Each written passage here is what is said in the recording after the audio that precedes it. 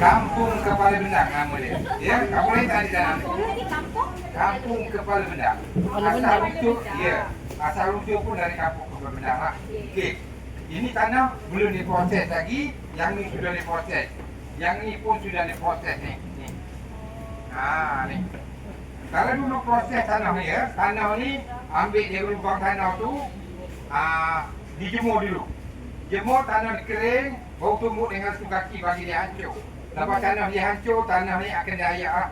Bermakna kita ambil debu tanah sahaja. Ya? Kita ambil debu tanah, pasti aku debu amah. Ambil debu tanah, tahu air dengan debu tanah tu, guli macam roti canai. Buat dapat ke ni, baru kita buat dia. Di sini buat aku saya ada 3 teknik, ada teknik acuan, ada teknik drawing, ada teknik lingkaran. Okey? Okey, saya nak pegang tanah ni, boleh pegang. Masa. Ni ada lagi ni. Dia tanah ni dia tak ada bau ya. Tengok tanah tu dia bau. Dia kawasan sini dia ada tanah dia. Ya. Kalau orang Padang saya tanah tinggi. Tapi tanah dia beli kat tuan tanah lah. Itu dia beli. Beli je.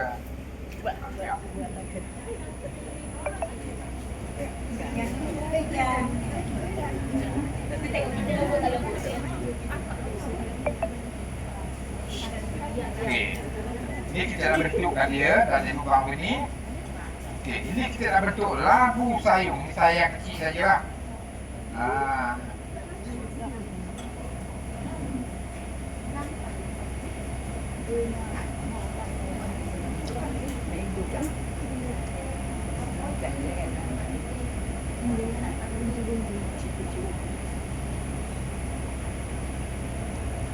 Masa letak jari tu nak kena kuat-kuat ke? Tak gitu. Kita tekan kuat cik. Bukan kuat sangat, kuat tanah ni lembut. Kita main, kena banyak kesabaran main ni, tanah ni. Pegang kuat kapek. Cik mula buat ni daripada umur berapa? Umur budak-budak lah. Okay. Budak-budak.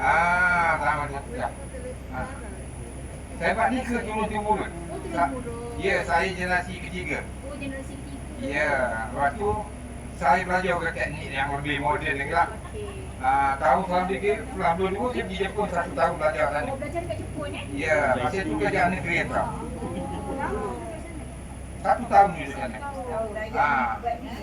Apa ni? Kalau saya nak pergi sana kita kena belajar cakap dia orang cakap Jepun lah dengan tongsan. Ya? Sekarang pandai cakap Jepun. Kurang sikit lah, kan? Sama kan? Kalau dulu boleh lah. Okey, ini dah siap. Tarik. Okey, dia lah saya. Okey, sudah jadi macam ni. Besok baru kita tahu corak dia ya. Kalau dulu corak dia ya. Okey. Jenis kayu ni. Okey, setiap ni. Corak ni cik buat sendiri lah. Buat sendiri ya pun ada macam upah orang buat. Okey. Selepas kita tahu corak dia ya, macam ni.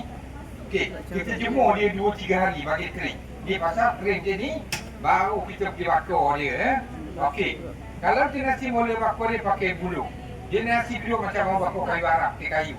Sekarang ni kita ada oven khas untuk pembakaran dia. Pakai gas ada, diesel ada, elektrik pun ada ya. Tapi kebanyakan lebih pakai gas lebih senang, lebih jimat lagi lah. Okey, pembakaran dia sama 8 jam. Suhu dia 975 Celsius. Tinggi ya. Okey. Okey, kita tengok. Ni adalah bakar lah. Kita tengok ada hitam, ada merah bata ni kan. Okey, kita tak pakai cat. Kita tak pakai arang ke apa bukan. Okey. Tengok ni. Kawan. Betul. Ni sekam padi tau. Ya. Okey. Ini serbuk kayu. Dia boleh pakai antara dua ni lah. Kalau tak ada sekam padi, ini boleh pakai ke? Saya pernah tengok ada yang guna sekam. Pakai sekam lah. Sebab tu dia jadi hitam. Jadi tak. Dia macam ni. Mula kita bakar lampu ni, dan suhu dia 975, masa panas-panas tu kita keluarkan dia. Dan lampu ni merah betul-betul, panas betul-betul lah. Jadi kita nak pegang tak boleh. Ya, dia tak ada speed juga ke. Dia panas. Macam bala lampu merah kan.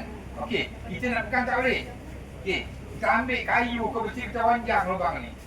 Angkat dia keluar, sambung dengan sekam padi dia. Oh, kena gambar. 3 minit atau 5 minit, dia akan jadi berhitam. Kalau tak masuk sekam padi, dia akan jadi merah macam ni. Ya, tapi ini bukan Ini bukan kalau cat ya, ini kalau tanah. Batu. Ada ni proses dia. Ya. Dia khasiat dia kalau kita badan demam panas ke apa minum air. Jadi, kalau saluran darah kita buang lancar pun boleh minum air ni. Lagi satu, air dari kita dah test sama sirin ya. Warna hitam ke warna sama. Boleh sama je. Dia bukan untuk labu sayung je. Dia untuk cawan ke mangkuk ke bekas bunga ke boleh. Yang dekat pabrik yang Perak tu, cik pergi juga ke untuk buat demo ni? Untuk mahal tu. Mahal. Pergi dulu pergi